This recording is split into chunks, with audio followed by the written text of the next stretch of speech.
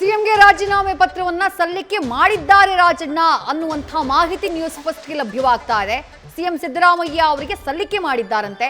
ಈಗಾಗಲೇ ಅವರು ಸದನದಲ್ಲಿ ಕೂತಿದ್ದಾರೆ. ಅವರು ಸದನದಲ್ಲಿ ಸಚಿವರ ಸ್ಥಾನದಲ್ಲಿ ಕೂತಿರುವಂತಹ ವಿಚಾರಕ್ಕೆ ಸಂಬಂಧಪಟ್ಟ ಹಾಗೇನೆ ವಿಪಕ್ಷ ನಾಯಕರು ಆರ್ ಅಶೋಕ್ ಅವರಾಗಿರಬಹುದು ಅಥವಾ ಬಿಜೆಪಿಯ ಸದಸ್ಯರು ಅಲ್ಲಿ ಪ್ರಶ್ನೆಯನ್ನ ಎತ್ತಾ ಇರೋದನ್ನ ನೀವು ಗಮನಿಸಿದ್ರಿ. ಸ್ಪಷ್ಟನೆಯನ್ನ ಕೊಡ್ಲಿ, ರಾಜೀನಾಮೆ ಕೊಟ್ಟಿದ್ದಾರೋ ಇಲ್ವೋ ಅನ್ನುವಂಥ ಕ್ಲಾರಿಟಿಯನ್ನ ಖುದ್ದು ಸಚಿವ ಕೆ.ಎನ್. ರಾಜಣ್ಣ ಅವರು ನೀಡ್ಲಿ ಅನ್ನುವಂಥ ಆಗ್ರಹವನ್ನ ಬಿಜೆಪಿಯ ಸದಸ್ಯರು ಮಾಡ್ತಿದ್ದಾರೆ. ಆದ್ರೆ ಕೆ.ಎನ್. ರಾಜಣ್ಣ ಈ ಬಗ್ಗೆ ತುಟಿಕ್ ಪಿಟಿಕ್ ಅಂತಿಲ್ಲ.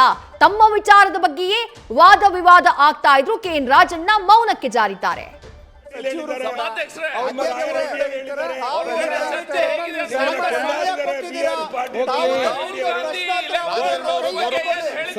ಇದು ಕೇವಲ ರಾಜಕೀಯ ತಂತ್ರಗಾರಿಕೆಗೆ ಸದನ ಹಾಳಾಗೋದು ಬೇಡ. ಅವ್ರ ಬಗ್ಗೆ ತಂತ್ರಗಾರಿಕೆಗೆ ನಾವು ಬಾಧಾಗೋದು ಬೇಡ. ದಯವಿಟ್ಟು ಪ್ರಶ್ನೋತ್ತರಗಳನ್ನು ಕೈಗೆತ್ತಿಕೊಳ್ಳಿ. ಕೊಟ್ಟಿದ್ದಾರೆ ಅಂತ ಈಗ ಅಧ್ಯಕ್ಷರೇ ಒಂದ್ ಸೆಕೆಂಡ್ ರಾಜನ್ ಅವರ ಬಗ್ಗೆ ನಿಮಗೆ ಚರ್ಚೆ ಮಾಡ್ತಿದ್ದಾರೆ. ನಮ್ಗೆ ಮಾತಾಡ್ಲಿಕ್ಕಿದೆಯಾ? ಮಾತನಾಡಬಾರ್ದು ಅಂತೇಳಿ ನಮ್ಮ ಪಾರ್ಲಿಮೆಂಟರಿ ಮಿನಿಸ್ಟ್ರು ಕೂಡ ಪ್ರಸ್ತಾಪ ಮಾಡಿ ಹೇಳಿದ್ದಾರೆ. ಮುಖ್ಯಮಂತ್ರಿಗಳು ಬರ್ತಾರೆ, ಅದ್ರ ಬಗ್ಗೆ ಏನಿದೆ ಅಂತ ಹೇಳ್ತಾರೆ. ಆದರೆ ಅಶೋಕ್ ಅವರು ವಿರೋಧ ಪಕ್ಷದ ನಾಯಕರವರು. ಅವರು ನೀವು ಹೆಂಗೆ ಕೂತಿದ್ದೀರಾ, ಇಲ್ಲಿ ಹೆಂಗೆ ಕೂತಿದ್ದೀರಾ, ನೀವು ಸೀಟ್ ಅಲಾಟ್ ಮಾಡಿದಿರಿ, ಸೀಟ್ ಅಲಾಟ್ ಮಾಡಿ ಸೀಟಲ್ಲಿ ಕೂತಿ ಅದನ್ನು ಪ್ರಶ್ನೆ ಮಾಡುವಂಥ ಕೀಳು ಮಟ್ಟಕ್ಕೆ ನೀವು ಹೋಗಬಾರ್ದು ಅಂತಕ್ಕಂಥದ್ದು ನೀವು ಅದನ್ನು ಅರ್ಥ ಮಾಡ್ಕೋಬೇಕು. ಹೆಂಗೆ ಕೂತಿದ್ದೀರಿ ನಾಚಿಕೆ ಇಲ್ವಾ ನಿಮಗೆ ಅಂದರೆ ನನಗೆ ನಾಚಿಕೆ ಇಲ್ಲ. ಅಂತಹ ಕೀಳು ಮಟ್ಟದ ಮಾತುಗಳನ್ನು ಆಡ್ತಿರಲ್ಲ, ನಿಮಗೆ ನಾಚಿಕೆ ಆಗಬೇಕು. ಮತ್ತು ಅದರಿಂದ ಸನ್ಮಾನ್ಯ ಅಧ್ಯಕ್ಷರೇ ಅದಿಲ್ಲ, ಅದು ಆಗಲಿ. ಈಗ ನಾನು ರಾಜೀನಾಮೆ ಕೊಟ್ಟಿದ್ದೀನೋ ಬಿಟ್ಟಿದ್ದೀನೋ, ನನ್ನ ರಾಜೀನಾಮೆ ಯಾರು ಕೇಳೋರೆ, ಯಾರು ಬಿಟ್ಟವ್ರೆ, ಯಾರಿಗೆ? ಈಗ ಅಧ್ಯಕ್ಷರೇ, ಮುಖ್ಯಮಂತ್ರಿಗಳು ಬಂದ ನಂತರ ಅವರು ಸ್ಟೇಟ್ಮೆಂಟ್ ಮಾಡ್ತಾರೆ ಅಂತೇಳಿ ನಮ್ಮ ಸಂಸದೀಯ ಸಚಿವರು ಹೇಳಿದ್ದಾರೆ. ಅದಕ್ಕೆ ಬದ್ಧನಾಗಿರ್ತೀನಿ. ಆಯ್ತು, ಮತ್ತೆ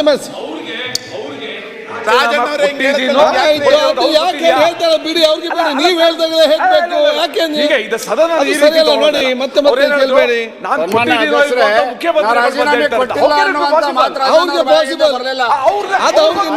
ಚರ್ಚೆ ಮಾಡ್ತೀರಿ.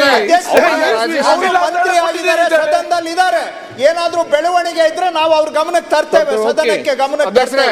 ರಾಜಣ್ಣ ಅವ್ರ ಒಂದ್ ನಿಮಿಷಕ್ಕೆ ರಾಜಣ್ಣ ಅವರು ಅಲ್ಲ, ಒಂದೇ ನಿಮಿಷ. ರಾಜಣ್ಣ ಅವರೇ, ನೀವು ನಾಚಿಕೆ ಆಗಲ್ವಾ ಅನ್ನೋ ಪದನ ನಾನು ಹೇಳಿಲ್ಲ, ಬಳಸಿಲ್ಲ.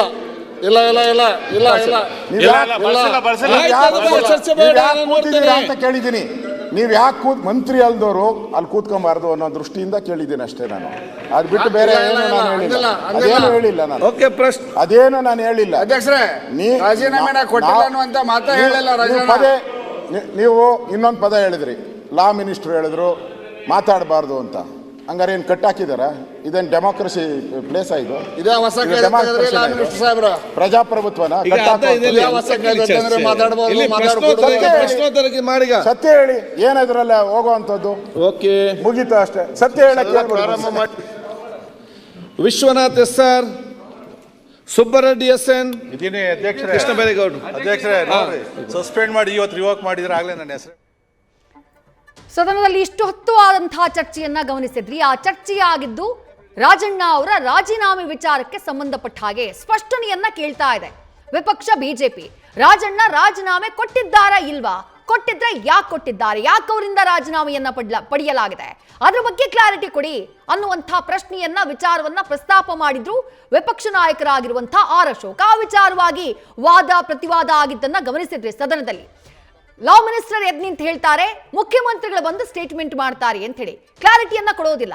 ರಾಜಣ್ಣ ಅವರು ರಾಜೀನಾಮೆ ಕೊಟ್ಟಿದ್ದಾರೋ ಇಲ್ವೋ ಅನ್ನುವಂತಹ ಕ್ಲಾರಿಟಿಯನ್ನ ಕಾನೂನು ಹಾಗೆ ಸಂಸದೀಯ ವ್ಯವಹಾರಗಳ ಸಚಿವ ಎಚ್.ಕೆ. ಪಾಟೀಲ್ ಅವರು ನೀಡೋದಿಲ್ಲ. ಆನಂತರ ಕೃಷ್ಣ ಬೈರೇಗೌಡ ಅವರು ಎದ್ ನಿಲ್ತಾರೆ.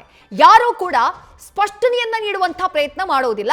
ಮುಖ್ಯಮಂತ್ರಿಗಳು ಹೇಳಿಕೆಯನ್ನ ಕೊಡ್ತಾರೆ ಅಂತ ಹೇಳಿ ಜಾರಿಕೊಳ್ತಾರೆ. ಅದಾದ ನಂತರ ಕೊನೆಯದಾಗಿ ಎದ್ದು ನಿಂತಹ ರಾಜಣ್ಣ ಅವರು ಕೂಡ ಕ್ಲಾರಿಟಿಯನ್ನ ಕೊಡ್ಲಿಲ್ಲ. ಇದಿಲ್ಲಿ ಗಮನಿಸಬೇಕಾದಂತಹ ವಿಚಾರ. ರಾಜೀನಾಮೆ ಕೊಟ್ಟಿಲ್ಲ ಅಂದ್ರೆ ಇಲ್ಲ, ನಾನು ಕೊಟ್ಟಿಲ್ಲ, ಇದೆಲ್ಲ ಸುಳ್ಳು ಸುದ್ದಿ ಅಂತ ಹೇಳೋದಕ್ಕೆ ಸೆಕೆಂಡ್ಸ್ಗಳು ಸಾಕು. ಬಟ್ ಹಾಗೆ ಮಾಡಲಿಲ್ಲ ರಾಜಣ್ಣ ಅವರು. ನಾನು ಕೊಟ್ಟಿದ್ದೀನೋ ಬಿಟ್ಟಿದ್ದೀನೋ, ನನಗೆ ಈಗ ಮುಖ್ಯಮಂತ್ರಿಗಳೇ ಬಂದು ಮಾತನಾಡ್ತಾರೆ ಅಂತ ಹೇಳಿ ಸಂಸದೀಯ ವ್ಯವಹಾರಗಳ ಸಚಿವರು, ಕಾನೂನು ಸಚಿವರು ಹೇಳಿದ್ದಾರೆ. ನನಗೆ ಮಾತನಾಡಬಾರ್ದು ಅಂತ ಹೇಳಿದ್ದಾರೆ. ಅವರ ಹೇಳಿಕೆಗೆ ನಾನು ಬದ್ಧನಾಗಿದ್ದೇನೆ ಅಂತ ಹೇಳಿ ಅಡ್ಡಗೋಡೆಯ ಮೇಲೆ ದೀಪ ಇಟ್ಟ ಹಾಗೆ ಮಾತನಾಡಿದ್ರು KN ರಾಜಣ್ಣ. ಮಾತನಾಡೋದಕ್ಕೆ ಎದ್ದು ನಿಂತಹ ಟೈಮ್ನಲ್ಲೂ ರಾಜೀನಾಮೆಯ ಬಗ್ಗೆ ಆಗ್ತಾ ಇರುವಂತಹ ಸದ್ದಿ ಏನಿದೆ, ರಾಜೀನಾಮೆಯ ಬಗ್ಗೆ ಆಗ್ತಾ ಇರುವಂತಹ ಸುದ್ದಿ ಏನಿದೆ, ಅದ್ರ ಬಗ್ಗೆ ಕ್ಲಾರಿಟಿಯನ್ನ ಕೊಡ್ಲಿಲ್ಲ. ಆಗ್ಲೂ ಹೊರಗಡೆ ಮಾಧ್ಯಮದವರು ಪ್ರಶ್ನೆ ಮಾಡಿದಾಗ ಮುಖ್ಯಮಂತ್ರಿಗಳನ್ನ ಭೇಟಿಯಾಗಿ ಆ ನಂತರ ಬಂದು ಮಾತನಾಡ್ತೀನಿ ಅಂತ ಹೇಳಿದ್ರು. ಸದನದಲ್ಲಿ ವಿಪಕ್ಷದವರು ಕೇಳಿದಂತಹ ಪ್ರಶ್ನೆಗೂ ವಿಪಕ್ಷದವರ ಮೇಲೆ ಉರಿದು ಬಿದ್ರು ಅವರು ಕೊಟ್ಟಂತಹ ಸ್ಟೇಟ್ಮೆಂಟ್ಗೆ ಹೊರತಾಗಿ ನಾನು ಕೊಟ್ಟಿದ್ದೀನೋ ಬಿಟ್ಟಿದ್ದೀನೋ ಹೈಕಮಾಂಡ್ ಹೇಳಿದ್ಯೋ ಇಲ್ವೋ ಅದೆಲ್ಲವನ್ನು ಮುಖ್ಯಮಂತ್ರಿಗಳು ಬಂದು ಹೇಳ್ತಾರೆ ಅಂತ ಹೇಳಿ. ಅಲ್ಲ ಸ್ವಾಮಿ, ನೀವು ರಾಜೀನಾಮೆ ಕೊಟ್ಟಿಲ್ಲ ಅಂತಂದ್ರೆ ನೀವೇ ಹೇಳಬಹುದಲ್ಲ, ನಾನು ರಾಜೀನಾಮೆ ಕೊಟ್ಟಿಲ್ಲ ಅಂತ ಹೇಳಬಹುದಾಗಿತ್ತು. ಅದಕ್ಕೆ KN ರಾಜಣ್ಣ ಅವರು ಯಾಕೆ ಅದನ್ನು ಹೇಳಿಲ್ಲ, ಯಾಕೆ ನೇರವಾಗಿ ಮಾತನಾಡಲಿಲ್ಲ? ಆವತ್ತು ಹಾನಿ ಟ್ರ್ಯಾಪ್ ವಿಚಾರಕ್ಕೆ ಸಂಬಂಧಪಟ್ಟ ಹಾಗೆ ಇದೇ ಸದನದಲ್ಲಿ ನೇರ ಆರೋಪವನ್ನ ಮಾಡಿದ್ರಲ್ಲ KN ರಾಜಣ್ಣ ಅವರು. ಈಗ ರಾಜೀನಾಮೆ ವಿಚಾರಕ್ಕೆ ಸಂಬಂಧಪಟ್ಟ ಹಾಗೆ ಇದು ಬರೇ ವದಂತಿ, ಇದು ಬರೇ ಆರೋಪ ಅಂತಂದ್ರೆ, ಇದು ಬರೇ ಒಂದು ಸುಳ್ಳು ಸುದ್ದಿ ಅಂದ್ರೆ ಆ ಕ್ಲಾರಿಟಿಯನ್ನ ಸದನದಲ್ಲಿ KN ರಾಜಣ್ಣ ಅವರೇ ಕೊಡಬಹುದಾಗಿತ್ತು, ಆದ್ರೆ ಕೊಟ್ಟಿಲ್ಲ. ಅದೇ ಕಾರಣಕ್ಕಾಗಿ ಸದ್ಯಕ್ಕೆ ನ್ಯೂಸ್ ಫಸ್ಟ್ ಲಭ್ಯವಾಗ್ತಾ ಇರುವಂತಹ ಇನ್ಸೈಡ್ ಡೀಟೇಲ್ಸ್ ಏನು ಅಂದ್ರೆ, ಮುಖ್ಯಮಂತ್ರಿಗಳ ಕಚೇರಿಯಲ್ಲಿ ಮುಖ್ಯಮಂತ್ರಿಗಳಿದ್ದಾರೆ. ಮುಖ್ಯಮಂತ್ರಿಗಳನ್ನ ಸಚಿವ KN ರಾಜಣ್ಣ ಅವರ ಪುತ್ರ ರಾಜೇಂದ್ರ ಹೋಗಿ ಭೇಟಿಯಾಗಿದ್ದಾರೆ, ಚರ್ಚೆ ಮಾಡ್ತಿದ್ದಾರೆ. ಅದಕ್ಕೂ ಮೊದಲು ಮುಖ್ಯಮಂತ್ರಿಗಳು ಗೃಹ ಸಚಿವರಾಗಿರುವಂತಹ ತುಮಕೂರು ಭಾಗದ ಸಚಿವರಾಗಿರುವಂತಹ ಡಾಕ್ಟರ್ ಜಿ ಪರಮೇಶ್ವರ್ ಅವ್ರ ಜೊತೆ ಕೆಲ ಕಾಲ ಚರ್ಚೆಯನ್ನ ಮಾಡಿದ್ರು, ಪ್ರತ್ಯೇಕ ಚರ್ಚೆಯನ್ನ ಮಾಡಿದ್ರು. ಅದಾದ ಬಳಿಕ ಈಗ KR ರಾಜೇಂದ್ರ ಅವರ ಜೊತೆಗೆ ಮುಖ್ಯಮಂತ್ರಿಗಳು ಮಾತುಕತೆಯನ್ನ ನಡೆಸುತ್ತಿದ್ದಾರೆ. ಹಾಗಾಗಿ ಆಗ್ತಾ ಇರುವಂತಹ ಎಲ್ಲ ಬೆಳವಣಿಗೆಗಳು ಸಾಕಷ್ಟು ಕುತೂಹಲಕ್ಕೆ ಕಾರಣ ಆಗ್ತಾ ಇದೆ.